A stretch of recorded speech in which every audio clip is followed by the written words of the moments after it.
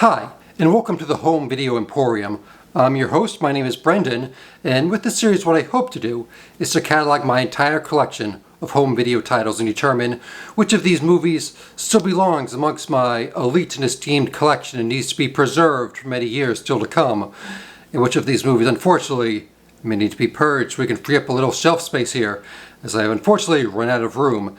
We're looking to get rid of about 30 to 50 movies by the end of the series, and if nothing else, this is a great time and excuse to watch some movies we may not have seen in a while, and hopefully enjoy them all together. Today's episode, 2009's Thirst, director Park Chan-Wook, film stars Song Kang-ho, Kim Ok-bin, and Shim Hae-kun. This is Therese Raquin with vampires. Obviously, by the time this movie came out in 2009, I was already familiar with Park Chan-wook. I was, becoming a massive fan of his, as well as some of the other South Korean directors who were making waves internationally. And I was, very excited to see this movie. And I think before a week or so before I did, or maybe just a few days, a friend of mine had seen it and was raving about it. And he wanted to go see it again.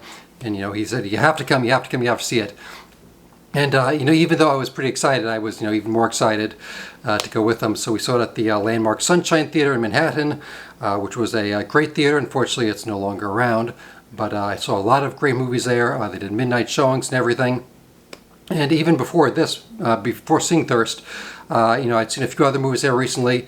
And, they had a big, posters and everything for Thirst. And and hyping it up, Park Chan-wook's most mature work to date is what the posters proclaimed. I was intrigued by what that meant, and obviously I was very excited to go see this. So eventually we saw it together. Pretty much everything. It's a mixture of 7 or 8 different genres all at once. We were laughing. You're getting excited. You're getting a little scared. You're getting a little bit nervous. And by the end, we just turned to each other and just smiled and laughed. Just such a great experience that we all had together. I imagine it was a pretty full theater. I can't remember exactly, but a lot of the Park Chan-wook movies were big hits in New York, and everyone just walked out together. You could hear other people you didn't know talking about the movie, talking about different parts that they remembered and they loved. And we were walking out, we were talking about Kim Ok-bin's performance. We're not that familiar with her. I'm still not that familiar with her. I've only seen her in Thirst and The Villainess, which came out maybe 2017, 2018, which is an action movie she stars in. Other than that, I am very unfamiliar with her work. I think she's really great in both movies. I don't know why she's either not getting more opportunities or I'm just not hearing about these things. I've checked some of her stuff out on IMDb and just have not gotten around to watching the rest of her filmography, but she's obviously a very talented actress. And, it's her, Song Kang-ho, both of whom are kind of, both become vampires. And in this one, it's not the traditional kind of Bela Lugosi vampire. It's much more of a like a viral infection. Much more of a disease. And you're seeing the two characters, Song Kang-ho, who plays Father Hin, I believe is how you pronounce the name, a Catholic priest who is, volunteering to have some medical treatment done on him. Does he just want to help cure the disease, or does he want to die? But, he gets an IV, which infects him with the vampirism, which is, again, how he later infects Taiji, played by Kim Ok-bin. And, both of them, they have the different views of it. He views it much more as a disease, something he has to overcome, something that he wants to still live his normal life as a Catholic priest and still help people at a hospital. But at the same time, he needs to consume blood in order to live. Whereas Taiji, she was lived an oppressive life. Her mother-in-law and her her husband, who were both kind of they didn't treat her very well, and she sees it as much more of an empowering thing. So they have a big conflict there. And at the end, it's before getting into a relationship, you should kind of wonder, just kind of set the boundaries of do we kill each other? Do we kill other people? Do we not kill other people? What am I even saying here? And that kind of is what's going to lead to their downfall. Again, Park Chan-wook, what sets him apart from a lot of other filmmakers is he's not working with a big budget. He's not working with a lot of big fancy stuff, but he's still telling a tremendous story, just all visuals. How they how they meet it, where she's running around barefooted and he lifts her up, and you have the profile scene where he steps backwards, takes off his shoes and puts her down into his, and her bare feet go into his shoes. That says more than a lot of just cheesy dialogue could have. Also, they have the Mahjong games where Taja, she's walking around, her and the priest, they kind of catch a glance of there, and then the camera will swoosh around. You'll get a shot of the police officer character. He'll kind of look at them to kind of see what's going on, and then we'll rack focus to Mrs. Ra, the mother, and she'll take a much more kind of intense look at what her daughter-in-law is doing with the priest.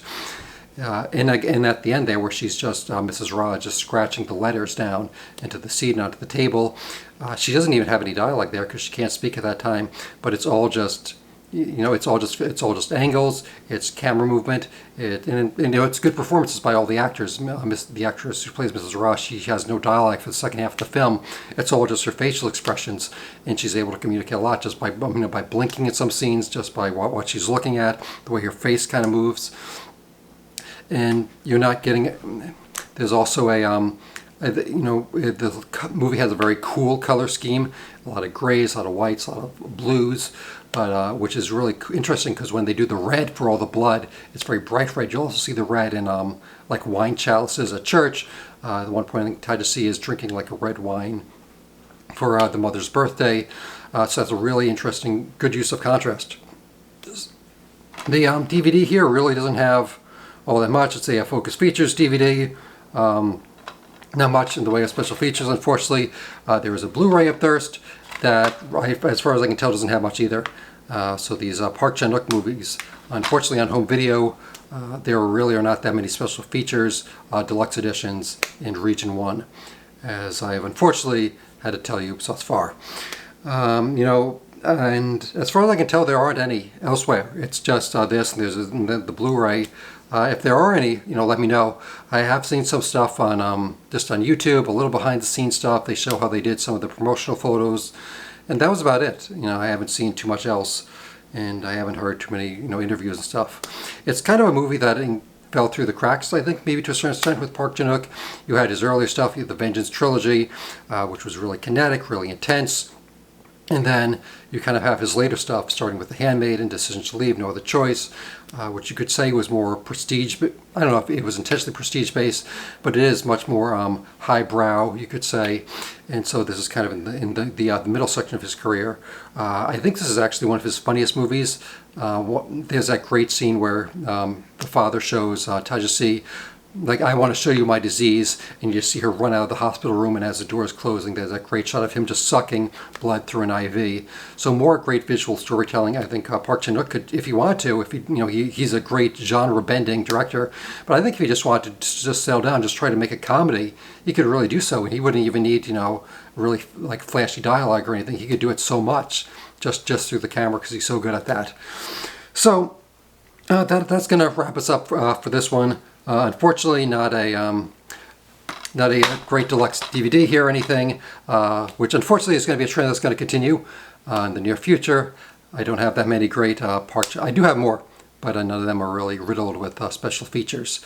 And also, sorry about this, in addition to the great comedy, he does really do really good horror as well. The scene where he's the father's playing the flute, and you just see the blood just dripping out of it. It's all coming out of all the holes. I don't know if I would consider this a horror comedy.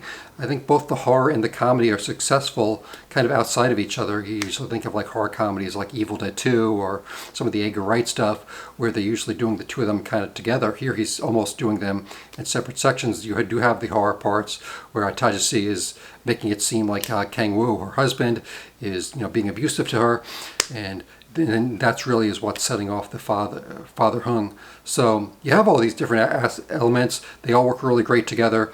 This is I think some of the best like camera movement that Park Chan-Wook has done. He does a lot of where you'll like almost start on a street view. The camera will switch around and it will reveal either the priest hanging upside down, kind of spying on the house, seeing what's going on.